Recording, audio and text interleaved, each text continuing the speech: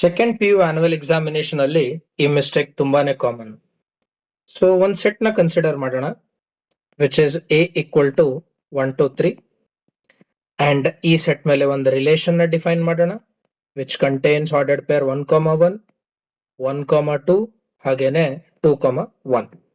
So ಈ relation ನ observe ಮಾಡಿ, ಇದನ್ನ ನೋಡಿದ ತಕ್ಷಣನೇ ತುಂಬಾ ಜನ ಸ್ಟೂಡೆಂಟ್ಸ್ ಡೈರೆಕ್ಟ್ ಆಗಿ ಹೇಳ್ಬಿಡ್ತಾರೆ ಇದು ಟ್ರಾನ್ಸಿಟಿವ್ ಅಂತ. ಯಾಕೆ? ಬಿಕಾಸ್ ನನ್ನ ಹತ್ರ 1, 2 ಇದೆ, 2, 1 ಇದೆ. ಸೊ ನನಗೆ ಬೇಕಾಗಿರುವಂತ ಥರ್ಡ್ ಆರ್ಡರ್ಡ್ ಪೇರ್ 1, 1 ಕೂಡ ರಿಲೇಷನ್ ಅಲ್ಲಿ ಪ್ರೆಸೆಂಟ್ ಇದೆ. ಸೊ ಹಾಗಾಗಿ ಇದು ಯಾವ ರಿಲೇಷನ್ ಆಗ್ಬಿಡುತ್ತೆ? ಟ್ರಾನ್ಸಿಟಿವ್ ಆಗುತ್ತೆ ಅಂತ ಹೇಳ್ತಾರೆ. But this is totally wrong.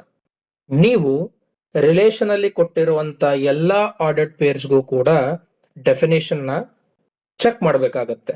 So ನಾನೇನ್ ಮಾಡ್ತೀನಿ, 2, 1 ನ ತಗೊಂತೀನಿ, 1, 2 ನ ತಗೊಂತೀನಿ. ಸೊ ನನಗೆ ಬರಬೇಕಾಗಿರುವಂತ 2, 2 ರಿಲೇಷನ್ ಗೆ ಬಿಲಾಂಗ್ ಆಗೋದಿಲ್ಲ. So this relation is not transitive.